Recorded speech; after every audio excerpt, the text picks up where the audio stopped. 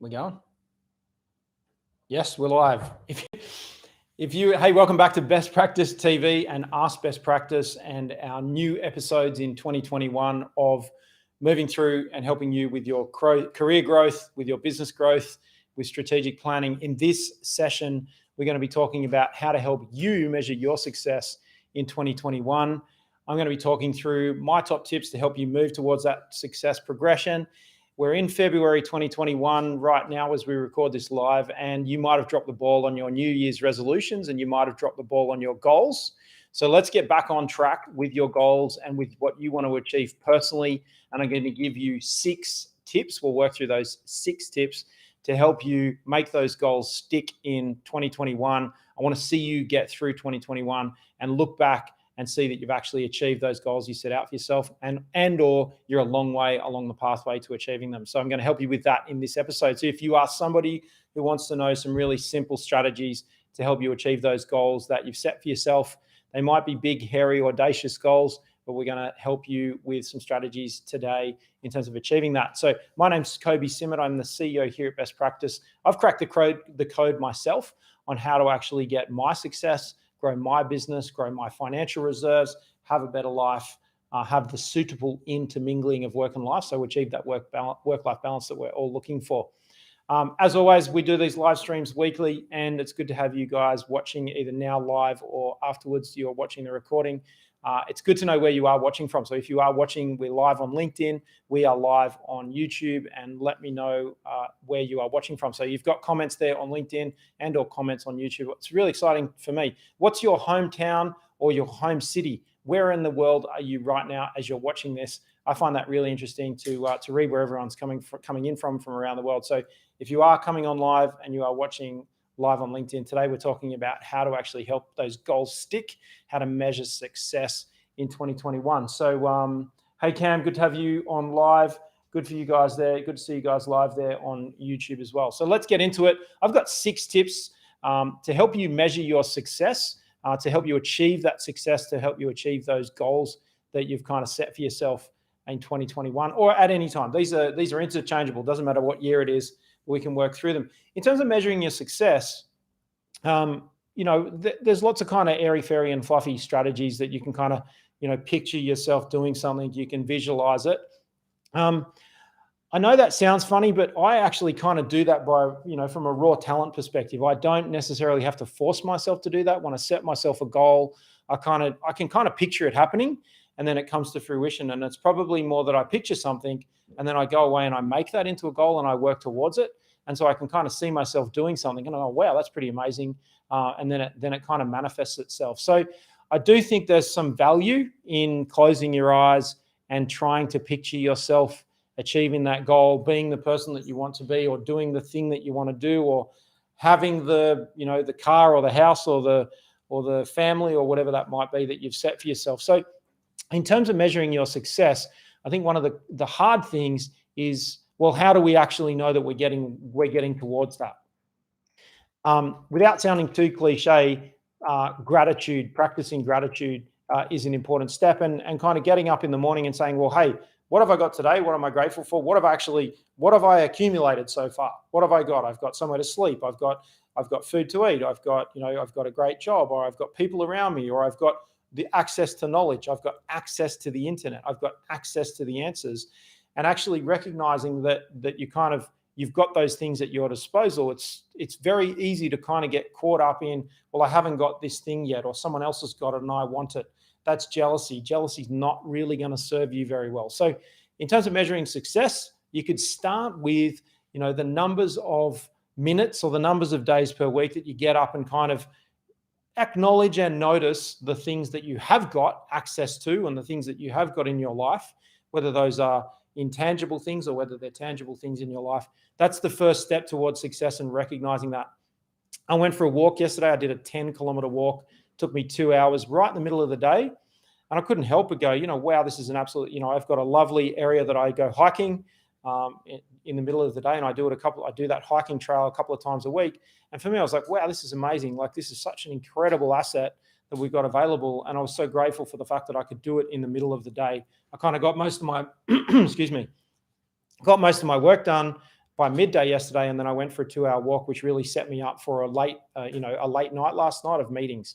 So I kind of had my break in the middle of the day, and I had that kind of work-life balance yesterday, and I'm really grateful for that. So those are the kind of ways that you can kind of track your progression towards, towards your success.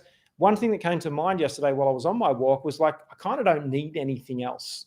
I don't need cars or big houses or lots of money to actually kind of go for a walk. And I was enjoying myself while I was out for a walk. And look, I get that you need those things to live.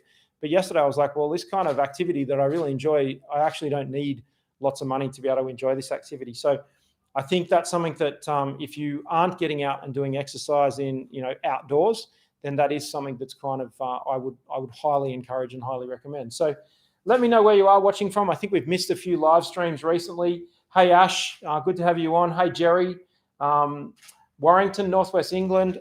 Hey, Jerry, good to have you on. And I apologize for my misstatement in the last session, Jerry.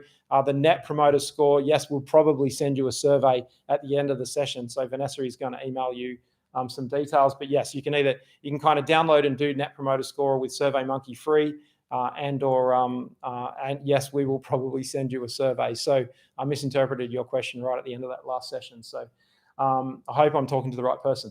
Let me know where you are watching from if you are coming in live. Okay, I'm going to get now to my 6 tips to help you progress towards measuring your success and being successful in your life. And we're going to start with double your productivity. How can you double your productivity? How can you double the amount of things that you are doing? How can you get towards that? So really, it's a rhetorical question. I ask myself that question every single Sunday. I get to Sunday, I plan my week, and I say, write up the plan for the week. I think about how I can double my productivity. One recent thing that I've noticed is I get involved in lots of meetings. What I've asked is for those meetings to be dropped down to half of what they previously were. So if they were an hour, drop them down to half an hour. And I've also asked to have those meetings start and finish on time. So anyone that's coming into a meeting with me or I'm joining a meeting, I'm going to be starting and finishing those meetings on time. So there's kind of no out of focus components between the two things. And then the third thing I've asked for is preparation.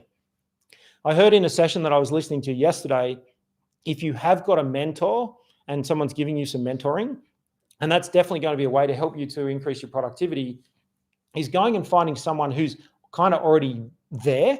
They are kind of where you want to be, like in terms of maybe it's successful in a particular position in your career. Maybe they've got assets that you want to buy or own.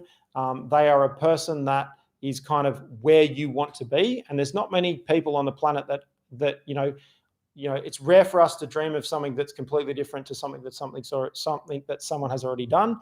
And so if you can get some mentoring time with one of those people, they're going to help to show you how to double your productivity. But more importantly, what I heard yesterday was a metric in terms of preparation.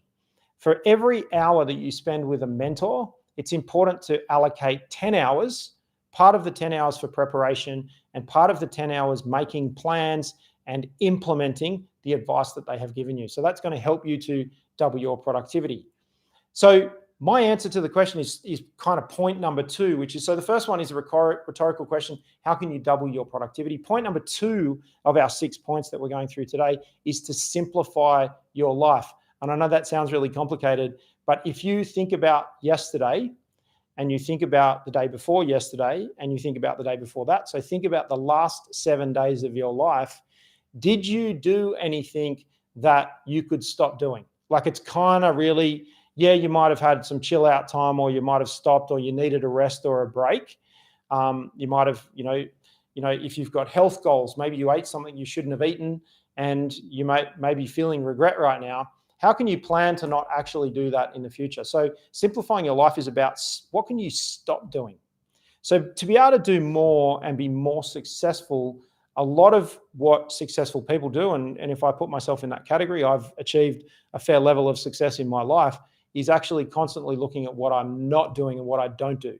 And so some people will just have raw talent for that, where they just kind of don't even notice. They don't physically or concisely decide to stop doing something. They kind of just move away from it. And so, but that is a question for you in terms of actually accelerating your path towards what you would measure as success in your life in terms of things that you want to do is what can you stop doing? So maybe it's stop talking to people that are toxic and negative. Maybe it's stop watching pointless television or stop listening to the news. I don't listen to any news in my life. I don't watch any free-to-air television in my life. I don't have room for that. Those activities don't give me any ingredients like the inputs that I need for my goals and my success. Sitting and watching television, like random free-to-air television that a producer chooses what they're going to serve me, doesn't help me have quality time with my family. It doesn't help me understand how to make more money out of investments or how to be a better teacher for you guys or how to broadcast on YouTube or how to do the things that we're doing. So I stopped doing that. I don't listen to the news. I don't listen to those sort of broader public announcements because they are very clickbaity. Like the current public media marketplace is all about selling advertising revenue and making revenue from advertising. And so they do things that kind of suck you in. They're not necessarily there to help you. Of course, you need the public community announcements to come up from time to time. But so that's something I stopped doing. When I'm driving a car, I drive typically in silence, or I listen to some quiet, easygoing music off a Spotify playlist. So that is something that I stopped doing, and then I will stop doing other things. So what can I delegate to people? So when it's stop doing something, it's also about delegation. So don't get me wrong, I love looking after my house, and I love mowing my lawns, but I stopped mowing my lawns and I now pay someone to mow my lawn. It's far more cost effective. I can spend more time with you, educating you and empowering you. Yes, I do enjoy, looking after my garden on my house and mowing my lawn, but somebody helps me with that. Cleaning our house. It's kind of not the best use of my time, although I'm happy to do it and I love doing it. And I love having a nice clean house. I pay somebody and she loves coming. We have a housekeeper. She loves coming to our house and she loves looking after our house. She loves my son. She loves Scupper the dog. And so in terms of stopping doing things, that gives me more time to do the reading and the study and the creative work that I need to do for my life's vision, which is to help your organizations to be better places to work, great places to buy from with great customer experiences and great investments and also the investments that I'm making as well. So, hey, Dennis, that one thing, then repeat. That's exactly right. So Dennis, good point there on LinkedIn. So yes, excellent, Jerry. I got the right person. Perfect. And Rebecca, good to have you on board from Newcastle in Australia. Jerry in Northwest England.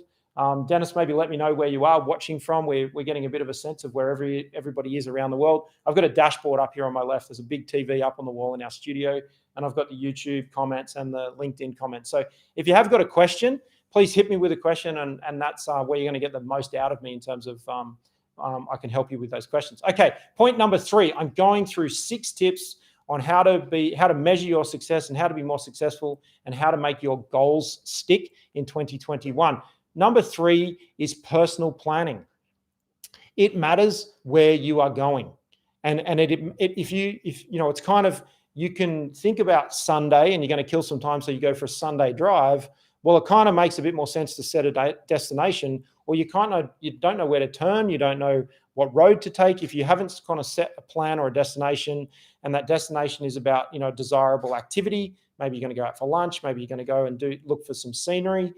So if you kind of haven't done that, are you just randomly exploring to see what you can find? But even then, you're going to say, well, I'm going to go randomly exploring to see what I can find, like what's down the end of this road.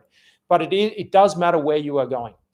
And if you can spend a little bit of time to actually say, hey, I want to go there, or I want to be here, or this is, set your intention in terms of how you want to feel. So even if it's not a specific destination, it's actually a goal of how you intend, what feelings you want to elicit. So you can either act aimlessly in your life and just experience the emotions of reactivity, or you can be proactive. But it does matter where you are going. So every year, I kind of, I constantly update on a quarterly basis my personal goals and our business plan and our business goals here at Best Practice. But at the same time, I sit down every Sunday and I write my plan for the week. I have somebody assisting me. I have an executive assistant, Caitlin. She helps me with my calendar and helps me with all of the meetings. But I make sure that plan's in place for the week, and then we slot the other components in. So it does matter where you're going. And so practicing personal planning and kind of planning out the steps, get some advice. If you kind of don't know what the steps are, then reach out to someone who's done it before. Maybe you could jump on LinkedIn and do a search, maybe jump on the internet and do a search, or talk to the people around you that have done things, and then that can give you some assistance. Okay, nothing on the dashboard right now. Let's go to point number 4. Improving your family and personal life and those relationships that you have is going to help you measure your success. It's the support frameworks around you. It's kind of like, don't focus too much on the toxic side of it, but definitely having support from people around you and partners around you. If you're single, it's super important to be choosing someone who's going to support you and help you to grow, not necessarily hold you back. And while it might be hard to get out of relationships, but for the younger people watching this, that's a really important component, is that, the sum of the parts is greater than the individual parts. So if you are getting into a relationship or embarking on a relationship or looking for a relationship, looking for somebody who, speaks your love language and you speak their love language. If you haven't read Gary Chapman's book, The 5 Love Languages, I would recommend that you do that. But having that family support becomes a turbocharger and an accelerator towards your goals, and associating yourself. You become the average of the people that you hang out with. So it is important. If you hang out with a messy person, it's going to be really hard to be tidy. So if you do like to be tidy, hang out with tidy people, and they're going to encourage you and spur you on. Okay. But also, obviously, if you've got children, I'm a dad, spending quality time. And when I spend quality time that's not distracted with social media or other outlets, then I do feel better about what is going on. Okay. And that's going to help me measure my success. Okay. Point number 5 is finances and setting a budget. If you've got fixed weekly income from a job, then it's important to be making sure that you are investing a percentage of your income in yourself, starting with personal professional development. Like the library that's behind me, these are not props. This is my library. These are the books that I read that help to accelerate me. They're the answers to big problems. They're business books, they're development books, they're personal development books, and I can implement the strategies that the people talk about in those books. In a lot of cases, they've tested them and proven them. The book is talking about why they work and giving you guidance on how to implement. I take this advice from all of these mentors and I implement it, and that propels me forward much, much faster than if I'm not doing that. So the first thing we want to be doing if we've got fixed income is we want to be focusing on helping ourselves and investing in ourselves. Then we can start to think about and learn about investments. Over here in this part of the library in the corner, there's a big stack of about 20 books on mergers and acquisitions.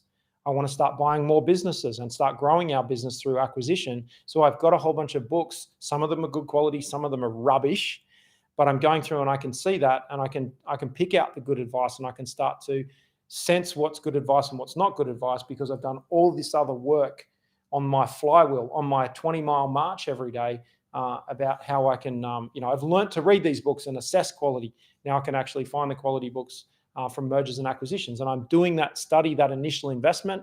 I've probably spent $1,000 in the last couple of months on mergers and acquisitions books, because I want to become a master. I'm doing deliberate practice in that particular place. So around finances and budget, first thing you want to be doing is investing in yourself. Don't invest in a cryptocurrency right now, because the market is retracing.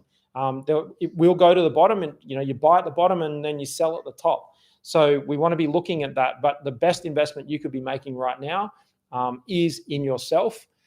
Fast money comes later. Slow money comes first. And so it's wise advice to listen to. I know it's hard in the beginning because you're kind of a bit impatient and you want to make money really quickly, but you want to actually start to look at your money-making rate or your cash flow rate, and you want to have that being sustainable over a long period of time. So those of you looking for a quick buck, if you set up a process to make a quick buck, you're going to be making those quick bucks for the rest of your life, because you're kind of not just going to get to a point and stop.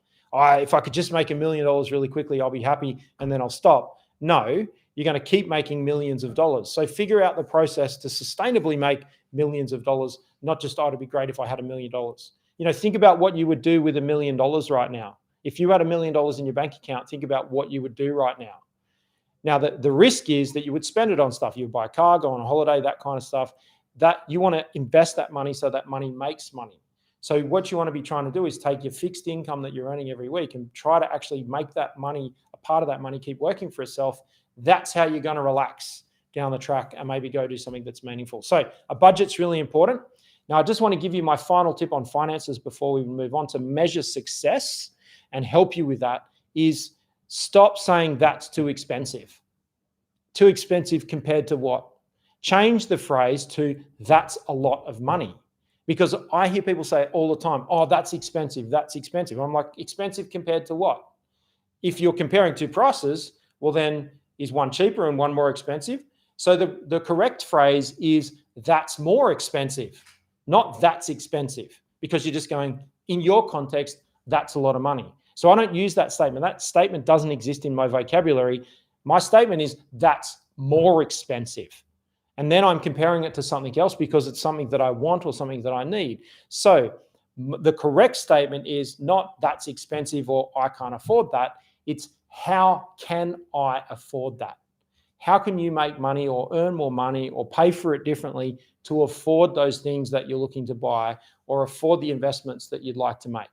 So can you have investments that throw off income? So it's not that's expensive. The correct phrase is that's more expensive, because then it's asking you to compare it to something that's find a cheaper price for the thing that you're looking to buy. So, and then I want you to be saying, how can I afford that? And when you can afford that, or you figure out you can afford it, then you're going to be successful because you're going to be able to buy the things or spend the money that you want to spend. Okay, point number 6, which is kind of the most important, is deliberate practice. Now, I see a lot of people really paralyzed with their goals and they're trying to achieve things and they kind of won't start and they're worried about quality and that kind of stuff. Here's a really important lesson, statement, phrase from me. Anything worth doing is worth doing poorly in the beginning. Anything worth doing, any meaningful work is worth doing poorly in the beginning, because the more you do it and the more you practice, the better you'll get. So anything worth doing is worth doing poorly in the beginning.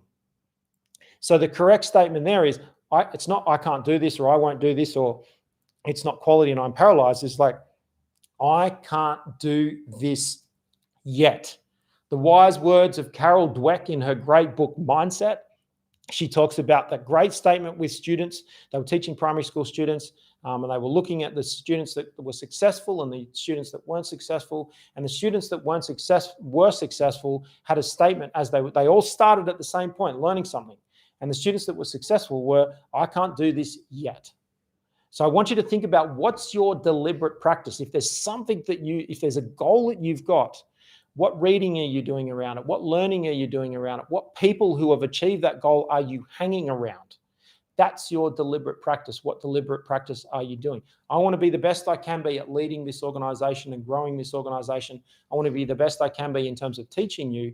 So I constantly ask that question. How can I be more influential? I'm doing deliberate practice around that. I'm showing up every single week to do these live streams for you guys. I'm on my 20-mile march to keep doing this and figure out how I can be more influential and have more eyeballs on the content that we're producing. I haven't figured it out completely yet. So anything worth doing is worth doing poorly at first, and think about that deliberate practice. So in the next 7 days, what deliberate practice are you doing? What deliberate practice, what plan have you made to do some learning and development that's going to help you with one of those goals? So if there's a goal that you've got that you haven't achieved this year, maybe it's a health and fitness goal or a weight loss goal or a finances goal, or it's an earning potential goal, or it's an influence goal or a relationship goal. Maybe it's a spiritual goal, maybe it's hobbies and interest areas, any of those goals. What deliberate practice, what deliberate learning have you got planned for the next 7 days? So grab your calendar, whether you use a Google Calendar, your diary, maybe it's your smartphone, your iPhone, your Samsung, whatever you've got. Have a think about setting the time aside for the learning that needs to be done, the research that needs to be done to figure out how to do it, because you haven't figured it out yet. So those were my top tips. Let me quickly go over them again. Number 1, in terms of helping you measure your success and achieve your success, number 1 was double your productivity. And number 2 was simplify. So stop doing things so you can double your productivity. Number 3 was personal planning. Number 4 was simplifying and working on your focusing on your personal and family life, because that is the foundation, that's the core. If that's right, everything else is really simple and really easy. Get that sorted. Maybe the 5 Love Languages by Gary Chapman is something that, if you haven't read that yet, there's a great simple online test. It's a 10-minute online test. You could do that right now, straight after this video. Open another tab on your browser, go into a Google search and find the 5 Love Languages test online. Is absolutely excellent. Number 5, simplify your finances and set yourself a budget and ask yourself the question, how can I afford that? Stop saying that's expensive. That's a no-no. That's more expensive. And that triggers you to go, okay, well, compared to what? Number 6, deliberate practice. What deliberate practice have you got planned for the next 7 days? In thinking about the next 12 weeks, what does success look like? Think about the next 12 weeks. The next 12 weeks, really simply. In thinking about the next 12 weeks, what does success look like? In thinking about the last 12 weeks, what went wrong? In thinking about the last 12 weeks, what did you achieve? What went well and what did you achieve in the last 12 weeks? And can you keep repeating that? Okay, so I just want to say thanks to everybody who has, Jerry, absolutely. Is this good value for money? Is this good value for money? What benefit am I looking to get out of this expenditure? So Jerry's made a really interesting point. For those of you that are watching this recording after the live stream, we have our dashboard up here. We can, people making comments on LinkedIn and on YouTube. We're broadcasting live. So that's a great one. Is this good value for money? Is this going to bring me the benefit that I'm looking for? Forget the features. Yes, there might be specific features you're looking for, but you look for features in something because they give you a benefit. I've already talked about that a couple of times this morning. So we want to be focusing on the benefits. What's the benefit I'm looking for? Can I get that benefit in a different way? Can I get that benefit more cost effectively? That benefit that I'm looking for, that feeling I'm looking for, or that specific, that benefit is going to give me, they're all parts of the jigsaw puzzle as you put your life together. Okay, so how to measure success. Start thinking about measuring yourself. Give yourself a rating out of 10 on health and fitness. Give yourself a rating out of 10 on your finances. Give yourself a rating out of 10 on your family relationships. Give yourself a rating out of 10 on your personal development that you're doing each week, your professional development that you're doing each week. Give yourself a rating out of 10 on your hobbies and interest areas. Give yourself a rating out of 10 on how you're going with your career. And then you can start focusing on doing some deliberate practice around those areas. That's how you're going to help yourself measure your success and achieve your goals in 2021. Okay, there's not too many questions. Everyone's a bit quiet on the live stream today. We just wanted to be quick and knock this one out for you guys. I hope you really enjoyed it. There's going to be heaps more coming out from Best Practice. All of our marketing team are all back together, everyone helping here in the studio. We're kind of back into a routine now for 2020. We're going to get back into it, doing heaps more content for you guys. I look forward to working with you in 2021. I hope you're really enjoying this. If there's specific content or topic that I can talk about that you'd like me to talk about in any of our videos, if you've got specific questions, you can always reach out to me directly on LinkedIn. If we're not connected or you're not following our LinkedIn program, search Kobi Simmat on LinkedIn. You can always send me a direct message. I look forward to working with you on LinkedIn. So if you don't see us on Instagram, you're not following us on Instagram, if you don't see us on LinkedIn, if you don't see us on Facebook, if you don't see us on TikTok, then you'll definitely see us right here next time on YouTube on Best Practice TV. Bye for now.